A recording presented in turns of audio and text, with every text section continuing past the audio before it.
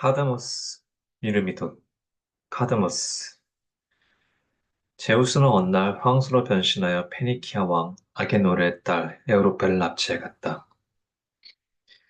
아게노르는 아들 카드머스에게 그의 누이를 찾아오도록 명령하고 만약 찾지 못하면 돌아오지 말라고 덧붙였다. 카드머스는 사방으로 오랫동안 그의 누이를 찾아보았으나 발견할 수 없었다. 임무를 달성하지 못하고는 돌아갈 수도 없고 해서 어디로 가면 좋을지 아폴론의 신전으로 가서 신탁을 기다렸다. 신탁은 그에서 들에서 암소를 한 마리 발견하거든 어디든지 그 소가 가는 곳으로 따라가라. 그리고 소가 발을 멈춘 곳에 마을을 세워 세배라, 명명하라, 일러주었다. 카드모스가 신탁을 받은 카스탈리아의 동굴로부터 나오자 자기 앞을 천천히 걸어가는 어린 암소가 눈에 들어왔다. 카드모스는 그 뒤를 바짝 따라갔다. 그리고 동시에 아폴론의 감사에 기도를 올렸다. 암소는 계속 전진하여 케피소스의 얕은 수로를 지나 파노페 평야로 나왔다. 그곳에서 암소는 발을 멈추고는 공중을 향하여 넓은 이마를 들고 크게 울었다.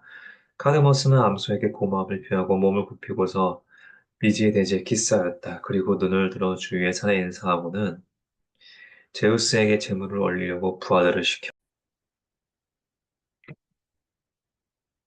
제주로 사용할 깨끗한 물을 구해오도록 하였다. 그 근처에는 오래된 숲이 있었는데 그것은 아직 한 번도 도끼질로 그 신성에 더럽혀진 일이 없었다.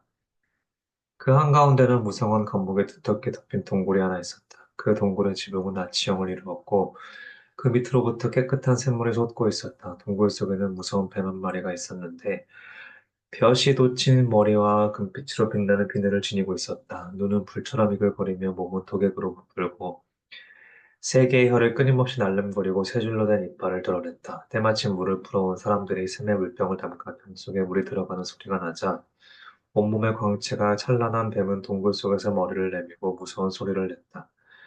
사람들은 손에서 물병을 떨어뜨리고 얼굴이 창백해지고 사제를 벌벌 떨었다.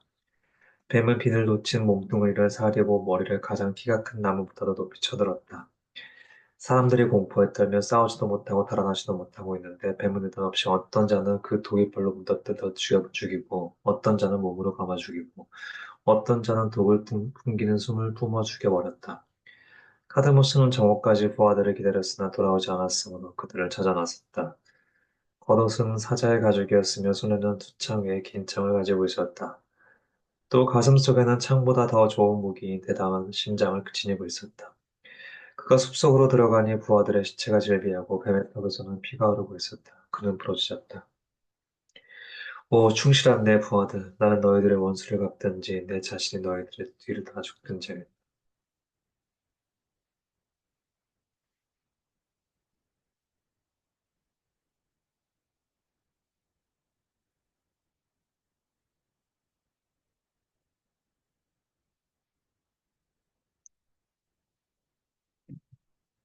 하다머스는 큰 돌을 들어 힘껏 뱀을 향하여 던졌다. 그 돌은 요새의 성벽도 진동시킬 만큼 큰 돌이었으나 뱀은 꿈쩍도 하지 않았다.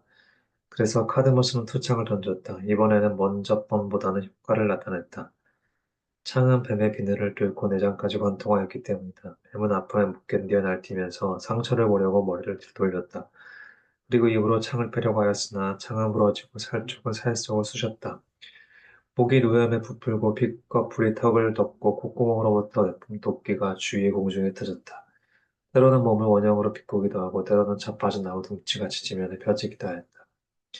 뱀이 카드모스에게 다가오자 그는 그 앞에 서서 뒷걸음치며 뱀의 크게 벌린 턱을 향하여 창을 겨누었다. 뱀은 창을 향하여 달려들어 그 창 끝에 물어뜯으려고 하였다. 기회를 엿보던 카드모스가 뱀이 머리에 뒤에 있는 나무 둥치로 젖히는 순간 창을 던지자 뱀의 몸뚱이는 창에 끼어 나무에 매달렸다. 뱀이 단말마의 고통 속에 날뛸 때 그 엄청난 무게 때문에 나무는 크게 휘었다. 카드모스가 그의 원수를 정복하고 그 곁에서 그 굉장히 큰 몸뚱이를 바라보고 있을 때 하는 소리가 들려왔는데 어디서 들려오는지는 알 수 없었으나 그는 확실히 그 소리를 들었다. 그 소리는 뱀의 이를 빼서 대지에다 뿌리라고 명령했다. 그는 그 말대로 땅에다 고랑을 만들고 이를 뿌렸다. 이를 다 뿌리자마자 흙덩이가 움직이기 시작하더니 창끝이 여러 개 지면에 나타나기 시작했다. 다음에 기타를 끄덕이면서 투구가 나타났다. 그 다음에는 사람의 어깨와 가슴과 무게를 든 팔다리가 나타나고 마침내 무장을 한 무사들이 나타났다. 카드모스는 깜짝 놀라 새로운 적에 대비하려 하였다. 그러자 그중 한 사람이 그들의 내란에 간섭하지 마십시오 라고 말하면서 그 무사는 땅에서 태어난 그의 형제 중에 한 사람을 칼로 찔러 죽였다. 그러는 그 자신도 또 다른 무사의 화살에 맞아 죽었다. 이 다른 무사도 네 번째 무사의 손에 의해 죽었다. 이같이 온 무리가 서로 싸워 부상을 입고 쓰러져 남은 것은 5명뿐이었다. 이들 중 한 사람이 무기를 내던지고 말했다. 형제들아, 우리 모두 평화롭게 살자꾸나. 이들 5명은 카드모스와 협력하여 마을을 세우고 그 이름을 테베라고 명명했다. 카드모스는 앞으로 있겠다. 하르모니아를 아내로 맞았다.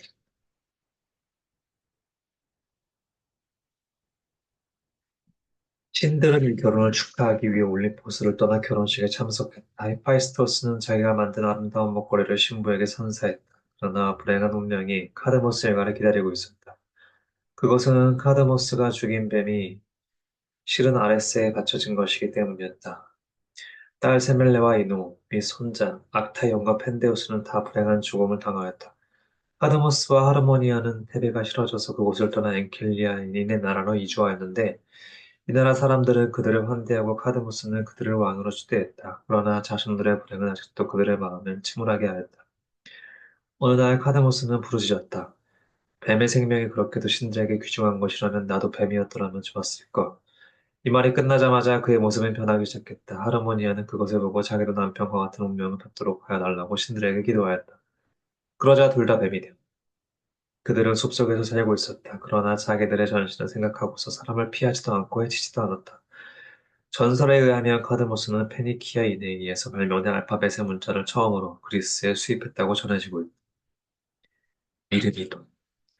이름이돈이는 트로이아 전쟁 때 아킬레우스가 끌고 간 돈이었다. 이 종족의 이름을 따 오늘날에도 정치성이 얻은 머리에 대해서 열광적으로 절도 없이 맹종하는 자는 모두 이름이돈이라고 불리고 있었다. 그러나 이 종족의 기원을 보면 맹렬하고 강력한 종족이라는 인상보다 근면하고 평화를 사랑하는 종족이라는 인상을 준다. 아테네의 왕 케팔루스는 그의 옛 친구여 동맹자이기도 한 아이아코스 왕의 조력을 얻고 아이기나 섬을 찾아왔다. 크레타야와 미노스와 전쟁하고 있을 무렵 케팔루스는 환대를 받고 원군의 청탁도 쉽사리 해결되었다. 아이아코스는 말했다. 나는 많은 백성을 갖고 있으므로 우리를 국토를 방해하는 데 충분할 뿐만 아니라 당신이 필요로 하는 인원을 나누어 드릴 여력을 갖고 있어. 케팔로스는 대답했다. 대단히 기쁩니다. 그러나 솔직히 말씀드리면 거해 같은 연배의 청년들이 이렇게 많은 걸 보니 이상한 생각이 듭니다. 전에 제가 본 일이 있는 많은 사람들이 보이지 않는 지 어찌된 일입니까? 아이아코스는 긴 한숨을 내쉬며 슬픔을 담은 음성으로 대답했다. 그 말씀을 드리려고 하는 참입니다. 곧 얘기하겠습니다. 그 얘기를 들으면 처음에는 가장 슬펐던 일로부터 때로는 행복한 결과가 나온다는 걸 알 겁니다. 당신이 전에 알고 있던 사람들은 지금 티끌과 재가 됐습니다. 노한 헤라가 내린 역병이 이 나라를 폐허로 만들었습니다. 헤라가 이 나라를 미워한 것은 그 이름이 자기 남편의 여러 애인 중에 한 사람의 이름과 같았기 때문이었습니다. 병이 자연적으로 일어난 것이라고 생각되었을 동안에는 우리 전력을 다해 자연의 약으로서 이에 저항했습니다. 그러나 얼마 가지 않아 우리의 힘으로는 어쩔 도리가 없는 병이라는 게 명백해지자 우리는 모든 노력을 포기했습니다. 처음에는 하늘이 지상에 내려앉은 것 같았고 두꺼운 구름이 뜨거운 공기를 둘러싸고 있었습니다. 4개월 동안 지독한 남풍이 그치지 않았습니다. 질병과 어물이 시내까지 감염됐습니다. 수천 마리의 뱀이 지상에 기어다녔고 샘에다 덕을 뿜었습니다. 질병은 처음에는 하등동물, 개, 소, 양, 새들에게 위세를 부렸습니다. 불행한 농부는 그의 소가 일을 하는 도중에 쓰러지고 각고락을 갈다가 죽어 넘어지는 거 보고 놀랐습니다. 양들은 털이 빠지고 몸은 날로 여의어갔습니다. 전에는 경주에서 제일 잘 달리는 말도 이제는 승리를 다투지 않고 외양간에서 신음했고 명예롭지 못한 죽음을 하였습니다. 산돼지는 그의 광포한 성질을 잃었고 사슴도 그의 민활성을 잃었으며 곰도 이제는 소떼를 습격하지 않았습니다. 모든 게 생기가 없어졌습니다. 시체는 길에도 들에도 숲에도 널려 있었습니다. 공기는 시체의 도끼로 충만했습니다. 믿어지지 않을지 모르겠습니다마는 개도, 새도, 굶준 이리도 시체에는 손을 대려 하지 않았습니다. 시체가 부패하기 시작하자 질병은 더욱더 만연되었습니다. 다음으로 병은 시골 사람들을 엄습하고 점차 도시의 주민들에게도 만연했습니다. 이 병에 걸리면 처음에는 양머리에 붉어지고 호흡이 곤란해집니다.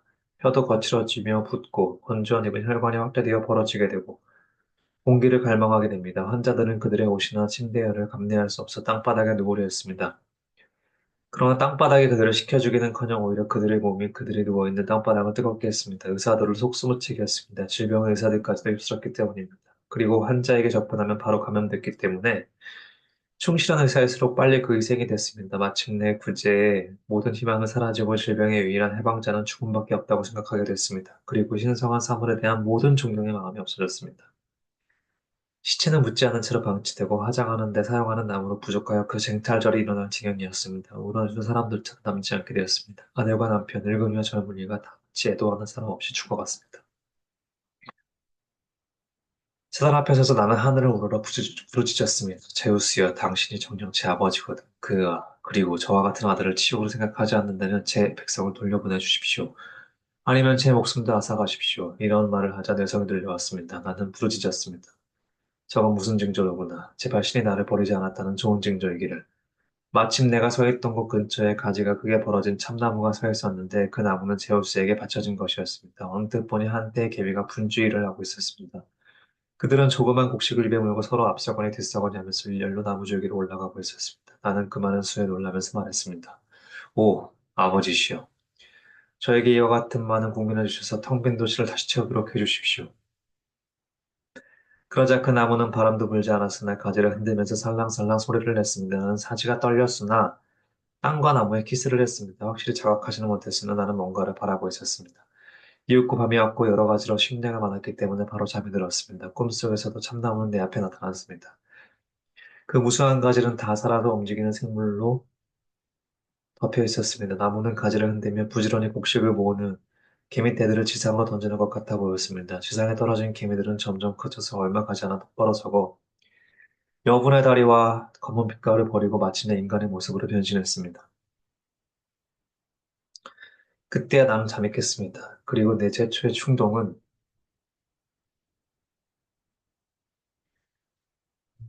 내게서 아름다운 꿈을 빼앗고 그 대신 실제로 아무것도 주는 바가 없는 신들을 원망하고자 하는 것이었습니다. 그러나 내가 신전 안에서 조용히 앉아 있으려니까 밖에서 많은 사람들의 음성이 들리고 그 소리는 내 주위를 끌었습니다. 그런데 그 음성은 최근에 들어본 적이 없던 것이었습니다. 아직도 꿈을 꾸고 있는 게 아닐까 생각하고 있는데 아들 텔라몬이 신전의 문을 열어젖히면서 부르짖었습니다. 아버지 여기 오셔서 보십시오. 아버지 희망 이상의 것을 보십시오. 나는 나갔습니다. 꿈에서 본 바와 같은 무수한 인간이 같은 모양으로 행렬을 지어 지나가고 있는 게 보였습니다. 내게 놀라움과 기쁜 마음으로 바라보고 있자니 그들은 가까이 와서 무릎을 꿇고 나를 그들의 왕이라고 부르고 받아들였습니다. 나는 제우스에게 서약을 하고 빈 도시를 이 새로 탄생한 종족에게 배당하고 전답을 분배하는 일에 착수했습니다. 나는 그들을 개미에서 나왔기 때문에 미르미돈이라고 불렀습니다. 당신은 그 사람들을 보셨지요. 그들의 성질은 그 전신인 개미의 성질과 같습니다. 그들은 부지런한 종족으로서 그 모으기에 열중하고 일단 모은 것은 헛되이 쓰지 않습니다. 그들 가운데서 당신의 필요로 하는 병력을 보충하십시오. 그들은 당신의 나라 기꺼이 전쟁터에 나갈 것입니다. 그들은 모두 나이도 젊고 용감한 사람들입니다.